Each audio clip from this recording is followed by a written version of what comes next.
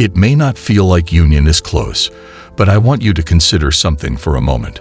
What if the space you're in right now, the one you're navigating, the one that feels like a quiet limbo, is actually the final stage before the union you've been longing for?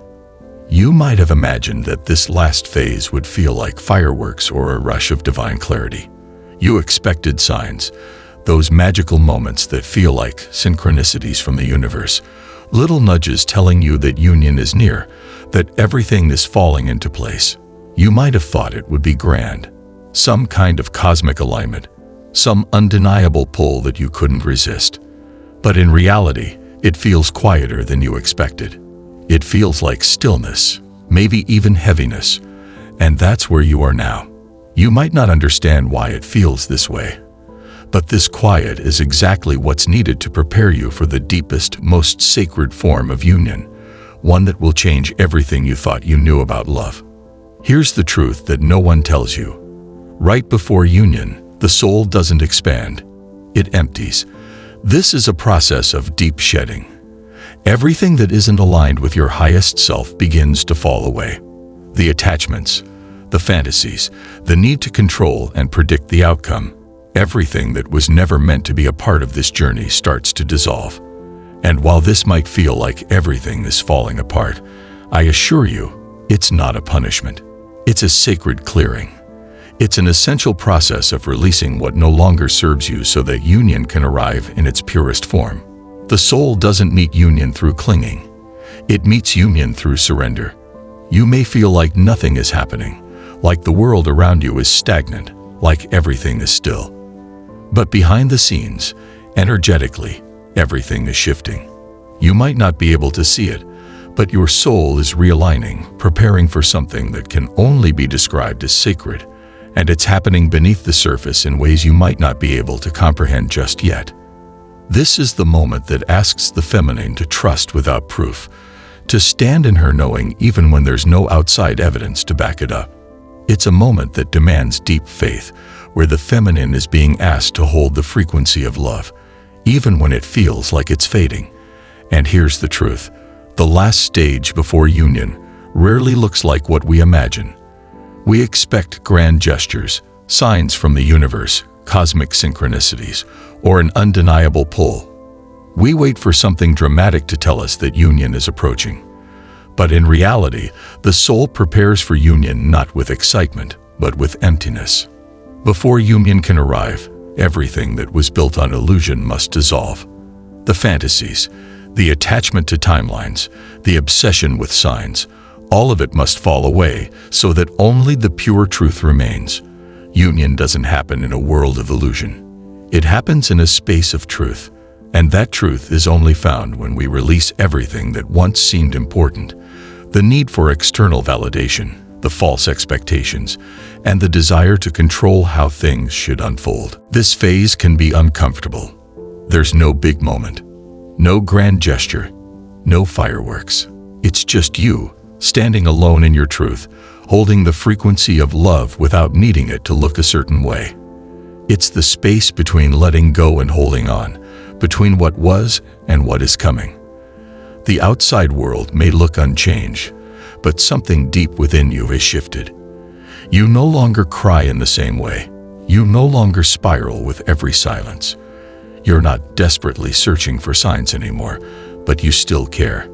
You still feel. But now, it's different. You've anchored into something that can't be explained.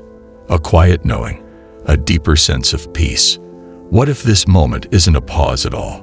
What if this stillness you're experiencing is the preparation? You see, so often we imagine the final stage before union as something obvious.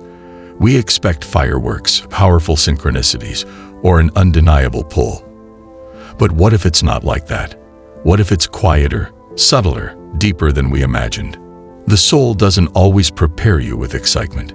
Sometimes it prepares you through emptiness, through the dissolution of the illusion that love must look a certain way. It's the soul's way of clearing the path for something much more profound. You might notice that the images you once clung to are beginning to fade. It's not because you've given up, but because you've grown. The heart that once chased after love, that needed a dramatic apology or a perfect reunion to feel validated, no longer needs that. It's not that you've stopped caring. It's that you've realized that love is not about the outcome. It's about the origin. And that origin has always been within you. The real union is never loud. It doesn't come with grand gestures or cosmic events. It's quiet. It's cellular. It's deep.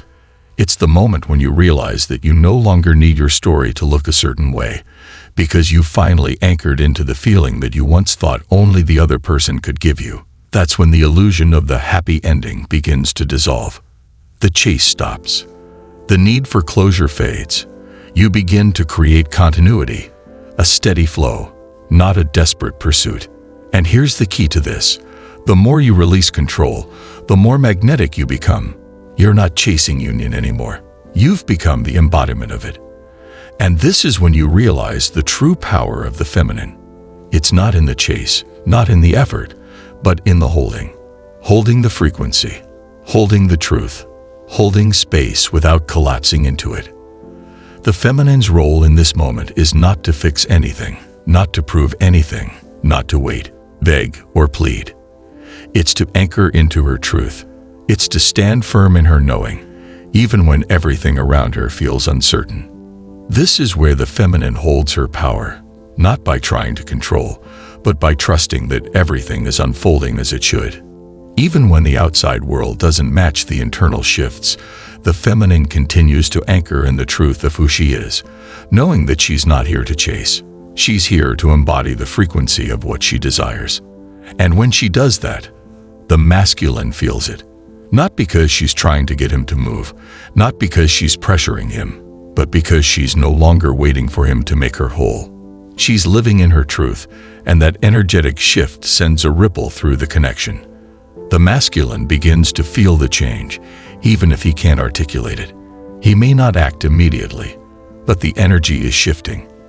And the more the feminine anchors in her truth, the more the masculine feels that shift. And here's where things start to get real. The masculine doesn't awaken through pressure. He awakens through invitation. He awakens when the feminine stops chasing and simply lives in her truth. She doesn't need him to show up in any specific way.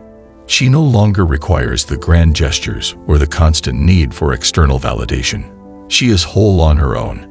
And when that shift occurs, the masculine can't help but feel it. He begins to remember who he really is. The parts of himself that he abandoned long before this journey began start to rise to the surface. You might wonder, why won't he just say something? Why won't he admit what's so clearly there? The truth is, the masculine doesn't always move through the heart first. He moves through crisis. He moves through breakdowns, through the collapse of his false self. And right now, that collapse is happening. But it's not something to be afraid of. It's the shedding of everything that was never meant to be a part of this journey. It's his soul's way of remembering who he truly is, apart from the fears, the ego, and the walls he built to protect himself. And when he goes through this process, it awakens him. It brings him back to the truth of his soul. The feminine's role is not to rush this process. It's not to rescue him. It's to trust that his path is just as sacred as hers. It's to trust that he is where he needs to be in order to rise beside her. And when the time is right, when he is ready, he will come. Not because she pulled him, but because his soul recognizes the shift she's made. Are you feeling this shift within yourself? The quiet strength, the knowing that everything is happening just as it should. That is the real union. It doesn't come with a grand gesture. It doesn't come with fireworks. It comes when you stop chasing it and start embodying it. You stop waiting for the perfect moment and start living in your truth, your sovereignty. The truth is, union isn't something you can chase. It's something you align with. You've done the work. You've cleared the illusions.